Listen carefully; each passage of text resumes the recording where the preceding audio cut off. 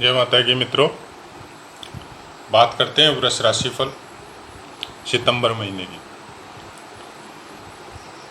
कुछ नॉर्मल जो वृष राशि का है, वैसे तो राशियों वगैरह के पूरे पाठ मेरे दिए हुए हैं, आप वहाँ जाके सुन सकते हैं। स्थिर राशि है और वृष राशि वाले जनरली भाग्यवान होते हैं, मतलब नॉर्मल सिचुएशन में नहीं रहते हैं। कुछ अच्छी कंडीशन में वृष राशि के जातक रहते हैं और सब परिस्थितियों में एंजॉय करने वाले इंसान होते हैं। कोई भी काम करेंगे तो उसको कंप्लीट किए बगैर छोड़ेंगे नहीं, ऐसा कुछ स्वभाव वृष राशि का होता है। हम लोग चर्चा कर रहे हैं फिलहाल सितंबर महीने की। सितंबर महीने में, जैसा कि पिछले वीडियो में भी मैंने अगस्त में बताया था कि आपका राहु का गोचर है जो चलेगा पूरे साल। राहु और केतु यहीं प्लेस रहेंगे आपकी राशि में, वृष राशि और वृश्चिक राशि में आमने सामने। तो इनका फल कुछ कुछ फिक्स रहेगा, कुछ विशेष बदलाव बाकी गोचर की वजह से आते रहेंगे।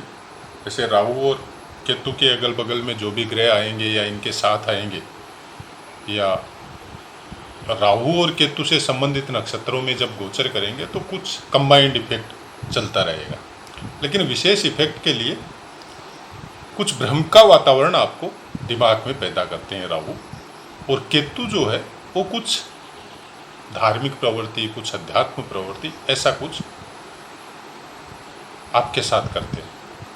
तो इसका सबसे बेस्ट, वैसे तो मैंने पिछली बार बताया था, लेकिन अब की बार कुछ हेल्थ के लिए मैं आपको उपाय बताऊंगा जो सब राशियों के लिए सेम ही रहेगा। सब में एक ही उपाय बताऊंगा, वो मैं लास्ट में। वो आप पूरे लाइफ भी अगर करें, हेल्थ इश्यू का प्रॉब्लम बहुत कुछ नॉर्मल रहेगा। चंद्रमा फिलहाल 1 तारीख को तो आपका दूसरे स्थान पे गोचर है, लेकिन चंद्रमा जैसे मैं बताता ही हूँ कि 2.5 दिन में अपना घर चेंज कर लेता है। और नॉर्मली चंद्रमा के विषय में या नक्षत्रों के विषय में मैंने पहले भी पाठ दिया था, तो यही बोला था कि आप एक छोटे से कागज़ में नोट करके रखें कि चंद्रमा आपकी राशि के हिसाब से कहाँ कहाँ शुभ गोचर होगा। चंद्रमा का शुभ गोचर हमेशा 1, 3, 6, 7, 10, 11 मैंने लिखा है यहाँ पे, वहाँ पे होता है। तो आपकी राशि के हिसाब से लगन, तीसरा, छठा, 7वां, 10वां और 11वां, यहाँ जब चंद्रमा रहेगा तो आपके लिए वो अच्छा फल देगा। तो ये चीज़ आप नोट करके रख सकते हैं। और नक्षत्रों के विषय में मैंने पहले बताया हुआ है, आप वहाँ जाके वो पाठ सुन के आप अपने नक्षत्र के हिसाब से वो देख सकते हैं कि कौन सा नक्षत्र आपके लिए योग कारक है और कौन से नक्षत्र को आपको थोड़ा ध्यान दे के उससे दूर रहना है। विषय डेली नक्षत्र चेंज होता है, तो जिस दिन आपका नक्षत्र योग कारक है उस दिन तो कोई टेंशन ही नहीं है। आपको कोई काम करना हो, कोई शुभ काम करना हो, या कुछ भी कोई नया डील करना हो, तो उनके लिए कोई प्रॉब्लम नहीं है।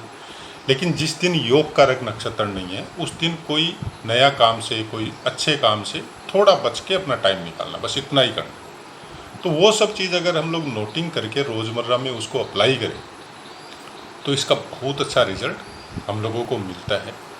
और मेरे सर्कल में तो हम लोग करते हैं ऐसा, और हम लोगों को मिलता भी है, क्योंकि बहुत बार ऐसा देखा गया है कि एकदम होने वाला काम होता है लेकिन वो गलत नक्षत्र या चंद्रमा के अशुभ गोचर की वजह से नहीं होता।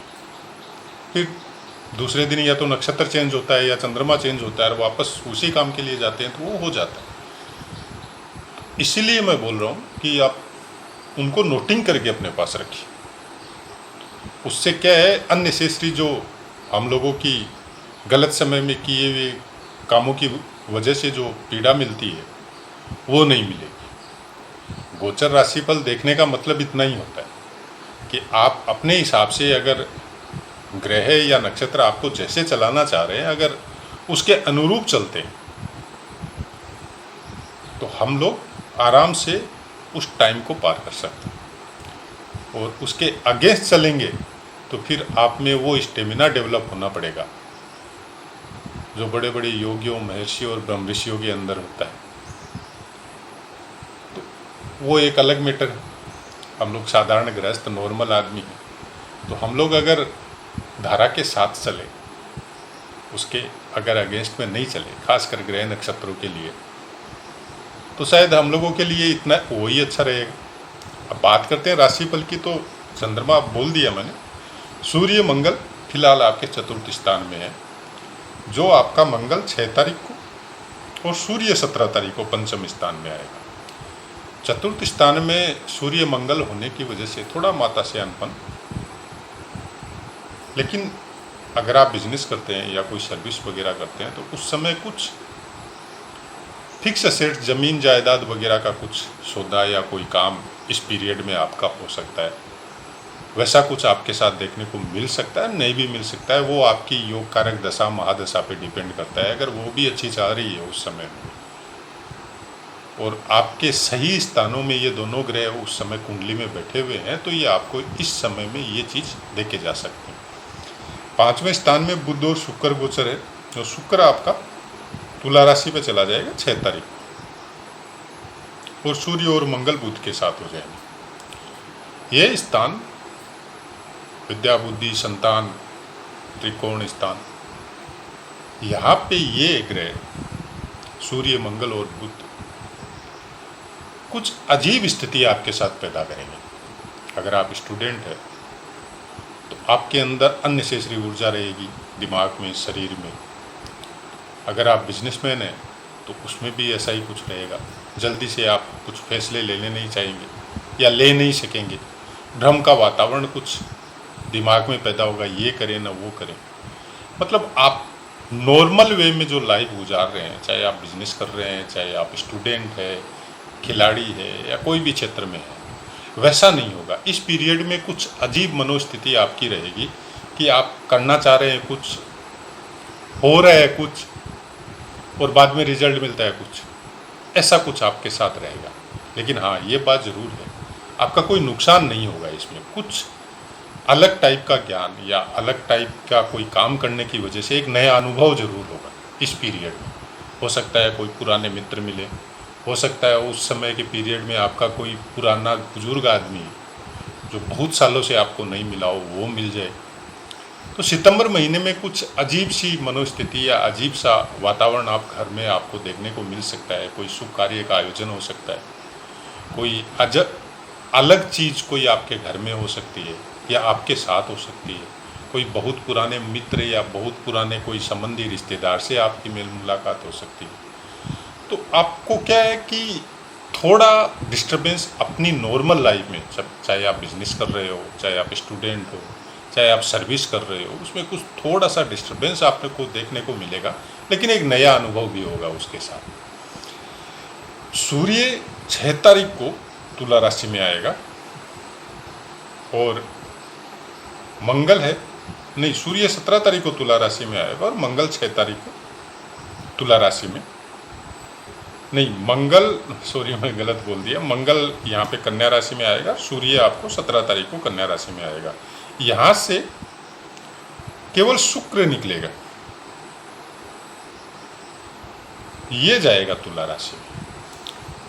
तो ये शुक्र जब अकेला तुला राशि में बैठेगा, हालांकि शुक्र अपनी राशि में बैठेगा और आपका लगन लॉर्ड भी है, लेकिन फिर भी इस समय में थोड़ा सा कुछ सर्दी, जुकाम, बुखार, ये सबसे थोड़ा बचने का कोशिश कीजिएगा। जैसे हम लोग जानते ही हैं फिलहाल वायरस जनित प्रकोप चल रहा है। हालांकि ऐसा नहीं होगा क्योंकि 5वें स्थान में आपके सूर्य, मंगल, बुध रहेंगे, लेकिन फिर भी कुछ शत्रुओं से, कुछ शारीरिक तकलीफ़ों से थोड़ा बचाव अपनी हेल्थ का ज़रूर कीजिएगा। अच्छी योगा या एक्सरसाइज वगैरह हो, खान पान का थोड़ा ध्यान रखना है। वैसे भी सितंबर महीने में कुछ ऋतु परिवर्तन भी होता है, तो उस समय में वैसे भी ध्यान रखना चाहिए इंसान को। तो इस चीज़ की कुछ पीड़ा आपके साथ हो सकती है। सबसे ज़्यादा ध्यान रखना है, कोई भी काम के लिए कोई ऋण वगैरह लेना हो, कोई कर्जा वगैरह लेना हो, तो सोच समझ के लीजिएगा या जहाँ तक हो सके टालने का कोशिश कीजिएगा। मेरा इतना ही कहना है इस मैटर में। अब चलते हैं, शनि आपका भाग्य स्थान में बैठा है, तो कोई शक नहीं है इस जगह को, इस स्थान को बहुत ज़्यादा ग्रो करेगा। लेकिन शनि का क्या होता है कि जिस स्थान पे भी बैठता है, फल तो उस स्थान के अपनी योग कारक राशि है, अपनी खुद की राशि है, तो खराब नहीं करेगा, लेकिन धीरे करता है। सबसे बड़ा प्रॉब्लम यही है कि वो बहुत जल्दी कोई भी चीज़ को करने में विश्वास नहीं रखता, धीरे धीरे आपको देगा। आप मेहनत चाहे कैसी भी कर रहे हो तो धीरे धीरे उस चीज़ को बढ़ाएगा। तो उसके लिए आपको थोड़ा पेशेंस रखना पड़ेगा हर चीज़ के लिए। अपने आप को इतना ज़्यादा, मतलब क्या है, वृष राशि वाले बहुत ही ज़्यादा ऊर्जावान होने की वजह से हर काम को तुरंत करने का कोशिश करते हैं, तो उसमें कुछ बिगाड़ हो सकता है। जब आप तुरंत करने का कोशिश करेंगे और वो काम सफल नहीं होगा तो थोड़ा प्रॉब्लम, मतलब इस समय में आपको काम को थोड़ा सोच समझ के करना है। तो उससे क्या होगा, रिजल्ट भी धीरे मिलो चाहे, लेकिन वो अच्छा मिलेगा। अब शनि 11वें स्थान को देखा तो 11वें स्थान के हिसाब से तो आपको अच्छा फल मिलेगा ही। यहाँ पे लाभ की मात्रा वगैरह है वो सब अच्छी मिलेगी। और तीसरे स्थान को देखेगा पूर्ण दृष्टि से तो वहाँ भी आपके पराक्रम को बढ़ाएगा ये। और फिर छठे स्थान को यहाँ पे देखेगा तो जो मैंने बोला था आपको कि यहाँ पे कुछ ऋण लेने की प्रवृत्ति या ऋण वगैरह हो सकता है, तो ये बचाता है उस प्रवृत्ति। ये छठे स्थान के फलों को, छठे स्थान से जो भी आपको ऋण रोग शत्रु वगैरह जो होते हैं उनमें कुछ ये रुकावट देगा। यहाँ ये केवल सितंबर का ही बात नहीं है, ये बहुत दिनों तक इस साल रहेगा, फिर अगला साल भी शायद रहेगा। तो ये आपको इस छठे स्थान से संबंधित जो भी आपके, जो बोलते हैं ना, खराब प्रभाव जो होते हैं उनमें रुकावट देगा। तो इतना ज़्यादा कोई उत्तेजित या डरने की इसमें कोई ज़रूरत नहीं है। गुरु का फल तो आपको अच्छा मिलना ही है, क्योंकि गुरु आपके दशम स्थान में बैठा है।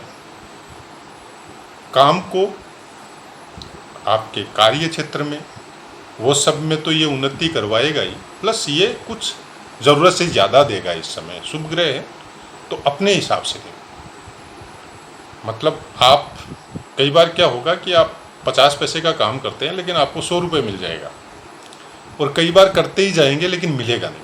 वो बाकी ग्रह जो योग कारक जैसे ही आएंगे तो फिर वो ब्याज सहित पूरा का पूरा आपको उसी दिन अचानक से मिल जाएगा। ऐसा कुछ गुरु आपके वृष राशि वालों के लिए, गुरु विशेष योग कारक नहीं होते, लेकिन गुरु हर राशि के लिए वैसे देखा जाए तो योग कारक होते हैं, क्योंकि गुरु बहुत से स्थानों में शुभ गोचर होते हैं। तो शुभ गोचर अशुभ गोचर ये सब वीडियो मेरा पोस्ट किया हुआ है, आप उनको नोट करके रखेंगे तो आपके दिनचर्या में ये चीज़ बहुत काम आएगी। तो गुरु का फल यहाँ पे बहुत कुछ अच्छा ही देके जाएगा। और सितंबर महीने की पूरी अगर बात करें तो वृष राशि वालों के लिए ये महीना कुछ अच्छा भी है तो कुछ बुरा भी है।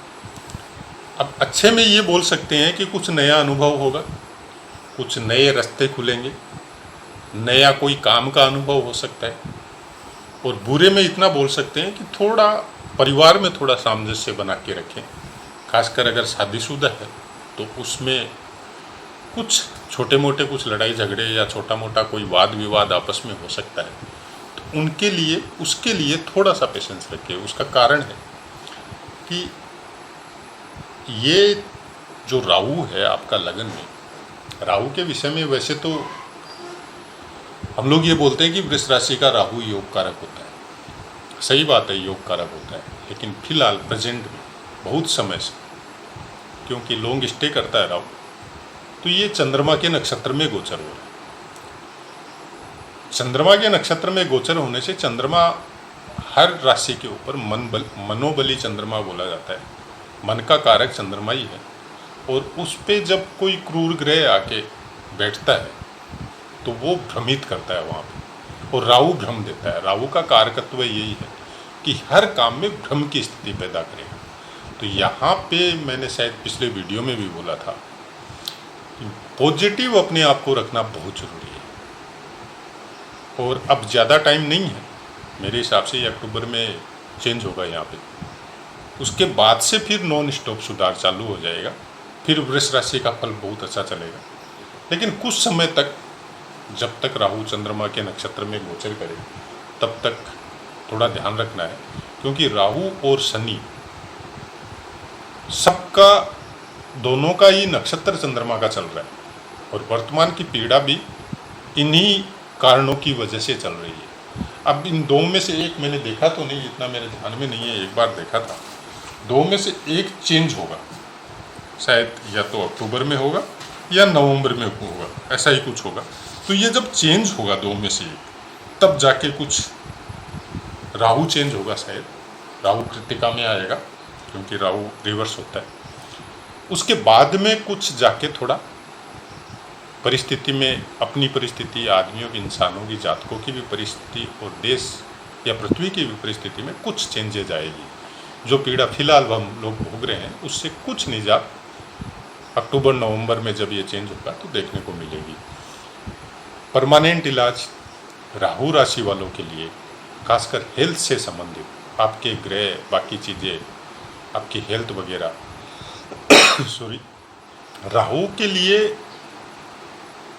कोई भी स्थानों में गोचर, सबसे ज़्यादा शुभ स्थान है, अशुभ स्थान है, कुछ भी करो, आपकी अगर उन्नति भी करता है तो भी आपके दिमाग को डिस्टर्ब करके करेगा, और आपकी अगर अवनति करता है तो भी दिमाग को डिस्टर्ब करेगा।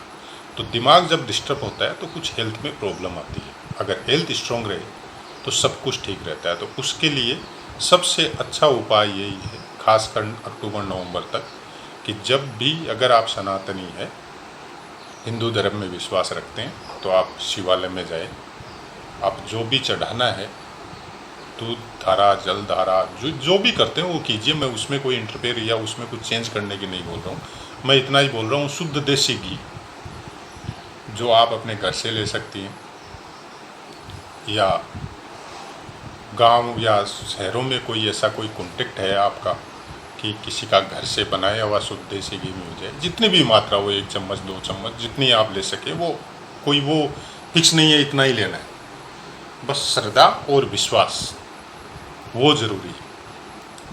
वो आप भोलेनाथ पे चढ़ाए, उसका बहुत कुछ अच्छा रिजल्ट आपको या हर राशियों को स्वास्थ्य लाभ की दृष्टि से हमेशा मिलेगा। बहुत सी बातों में, बहुत सी जगह में हम लोग ये देखते हैं कि आप जल धारा चढ़ाओ, दूध धारा चढ़ाओ, वो सब चढ़ाओ, मैं उसके लिए मना नहीं करता, न कोई इंटरफेयर करता। मैं केवल इतना ही बोलता हूँ कि इस पीरियड में आप जितना हो सकते हैं शुद्ध देसी घी भोलेनाथ पे चढ़ाइए। आपको अभिषेक करना है तो अगर आप उसका यूज करें तो और भी बेटर है, लेकिन जैसा कि सब लोग नहीं कर सकते, पैसा भी ज़्यादा लगता है, तो जितना हो सके, आप जल लेके जा रहे हैं तो उसके साथ थोड़ा सा घी लेके भी जाइए। आप अगर ऐसे ही जा रहे हैं तो घी से संबंधित शुद्ध घी जो भी होता है, अगर आप घर से ले जा सके कोई छोटी डिबिया में, या फिर वहाँ पे जो दुकानें वगैरह रहती है, जनरली वहाँ भी शुद्ध देसी घी का छोटा छोटा बोतल भी मिलता है, तो उसको लेके आप भोलेनाथ पे चढ़ें। वृष राशि हो, मेष राशि हो, कुंभ राशि हो, कर्क राशि हो, कोई भी राशि हो, उससे कोई मतलब नहीं है। ये स्वास्थ्य की दृष्टि से अभी का जो देश काल परिस्थिति चल रही है पृथ्वी पे, वो सबके लिए सेम है। बाकी आपको जो उपाय करना है वो कीजिए, मैं उसके लिए मना नहीं करूँगा। शनि मंदिर ज़रूर जाइएगा पूरे साल, और अगली साल भी, जब तक आपका शनि चेंज नहीं हो। शनिवार को हो सके जहाँ तक शनि मंदिर जाके, और तेल का दीपक या दीप दान जो करना है आपको, वो ज़रूर कीजिएगा। तिल अगर मिलता है टाइम पे तो उस दीपक में थोड़ा तिल डालिएगा। अगर नहीं जाते हैं, घर में हैं, तो घर में शनिवार के दिन जो दीपक जलाएं उसमें 2-4 दाने तिल के ज़रूर डाल दीजिएगा, और घर के बाहर जलाएं। घर के बाहर जैसे फ्लैट वगैरह होते हैं तो हम लोग नहीं, किसी के अपने घर के बाहर नहीं जला सकते हैं, कुछ अलग तरह का फीलिंग होता है, सामने वाला फ्लैट वाला क्या बोलेगा। तो घर के अंदर आप देख लीजिए, एकदम बाहर साइड में जो दक्षिण साइड का कोना है वहाँ पे चला दीजिए। तो ऐसा कुछ नॉर्मल उपाय है। ग्रहों के विषय में जब मैंने चैनल चालू किया था, उनके उपायों के बारे में, और में एकदम नॉर्मल जो घरेलू उपाय जो लोग कर सकते हैं वो भी मेरा बताया हुआ। कोई ज़रूरी नहीं है बड़े बड़े उपाय किए जाए ग्रहों के, छोटे छोटे उपायों से भी प्रसन्न होते हैं। केवल आपका भाव और श्रद्धा और विश्वास के ऊपर डिपेंड है। आशीर्वाद लेने के लिए गुरु हो, माता पिता हो, वहाँ पे पैसे की इतनी वैल्यू नहीं है जितनी आपकी विश्वास उनके प्रति कैसा है, आपकी श्रद्धा उनके प्रति कैसी है, उसकी वैल्यू है। आप एक संत को या आप माता पिता को कितना भी पैसा दे दो, लेकिन अगर आपका उनमें विश्वास नहीं है, आपकी उनमें श्रद्धा नहीं है, तो फिर वो आशीर्वाद नहीं मिलता है जो श्रद्धा और विश्वास की वजह से मिलता है। तो ग्रह और देव या ईश्वर सेम क्वालिटी। आप जितना उनमें विश्वास और श्रद्धा रखेंगे, उतना ही आपका बहुत सी खराब समय, बहुत सा खराब काम जो इंसान के साथ होने वाला होता है, वो बगैर होए निकल जाता है। हम लोगों को पता भी नहीं चलता कि क्या क्या खराब होने वाला था, जो कहाँ से निकल गया पता ही नहीं चला। और वृष राशि वाले कुछ अलग टाइप के इंसान होते हैं। ये मैंने पहले भी वीडियो बनाया था, बताया था। इन लोगों में श्रद्धा और विश्वास की मात्रा बहुत ज़्यादा होती है। रिश्तों के बारे में पैसे की लालसा वृष राशि वालों में होती है, लेकिन वो अपने परिवार के लिए, अपने घर परिवार के लिए, उन्नति के लिए, सांसारिक कामों के लिए। लेकिन रिश्तों में विश्वास और श्रद्धा पैसे से ज़्यादा महत्व है, ये लोग देते हैं उसको। हाँ, सामने वाला पैसे को दे रहा हो एक अलग मैटर है, लेकिन खुद ऐसा नहीं करते। किसी की हेल्प करनी हो पैसे से करेंगे, लेकिन खुद का विश्वास और श्रद्धा भी उसके साथ जुड़ी हुई रहती है। इसलिए जब जो आदमी मतलब खुले मन का होता है, वो हर परिस्थिति में खुश भी रहता है। ऐसा कुछ वृष राशि का स्वभाव होता है।